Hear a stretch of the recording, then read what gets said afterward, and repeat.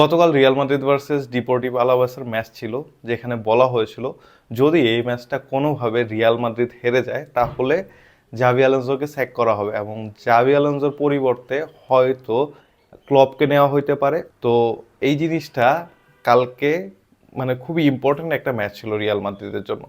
আর কালকে Real Madrid মোটামুটি ভালোই খেলছে বলা চলে। রিয়াল মাদ্রিদের আরেকটা মজার বিষয় হচ্ছে গতকালকে কিন্তু Jude Bellingham, Rodrigo, Vinicius Junior, Kylian Mbappe এই চারজনেরই গোলে কন্ট্রিবিউশন আছে।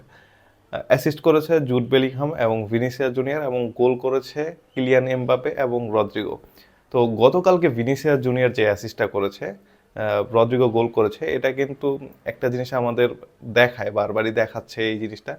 ভিনিসিয়াস জুনিয়র বারবারই এই ধরনের পাসগুলো দেয়, যেটা হচ্ছে ডি বক্সের ভেতরে ঢুকে একদম পাসগুলো।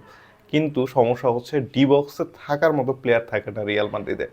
মানে প্রপার নাম্বার 9 না থাকা সত্ত্বে রিয়াল মাদ্রিদের ডি বক্সে যে প্লেয়াররা স্টে করবে সেই প্লেয়ারটা নাই, যার কারণে ভিনিসিয়াস জুনিয়রের পাসগুলো টোটালি ওয়েস্ট হয়।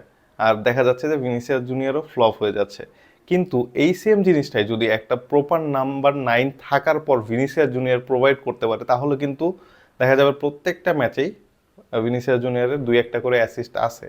আর সে এটা মানে করে দেখাইছে, এর আগেও করে দেখাইছে, যখন হচ্ছে আমাদের কারিম বেনজেমা ছিল, তারপর হচ্ছে হোসেলো ছিল, তারা কিন্তু এই যে ভিনিসিয়াস জুনিয়রের এইসব পাস থেকে বা ক্রস থেকে গোল করেছে। তো এই জিনিসটা আমাদের জন্য খুবই ইম্পর্টেন্ট, একজন প্রপার নাম্বার 9। এমবাপে আমাদের হয়তো গোল দিচ্ছে, বাট সে প্রপার নাম্বার 9 না, যার কারণে আমাদের এটা ভোগাচ্ছে।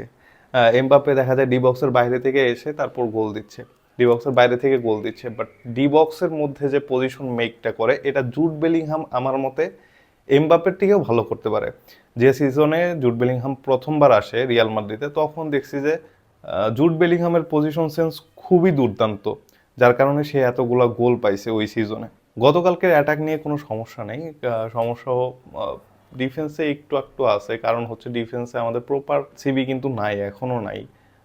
হাউজনকে নামানো হয়েছে পরবর্তীতে, কিন্তু ওই রকম অ্যাডার মিলিটার এবং হাউজেনের যে একটা কম্বিনেশন ছিল সেই কম্বিনেশনটা কিন্তু এখন আমরা মিস করতেছি, যেহেতু অ্যাডার মিলিটার একটা ইনজুরিতে পড়ছে এবং রুডিগার সে কোনোভাবেই রিয়াল মাদ্রিদে শ্যুট করাতে পারছে না। এই ধরনের ছোট ম্যাচে হয়তো এটা ইম্প্যাক্ট পড়তেছে না, রুডিগার অ্যাসেন্সিও দিয়ে হয়ে যাচ্ছে, বাট যদি বিগ ম্যাচগুলো চিন্তা করি, যেমন ম্যানচেস্টার সিটির কথাই বলি, বিগত ম্যাচের কথাই যদি বলি, সেই ম্যাচে কিন্তু কোনোভাবেই কাজ করতে পারে নাই।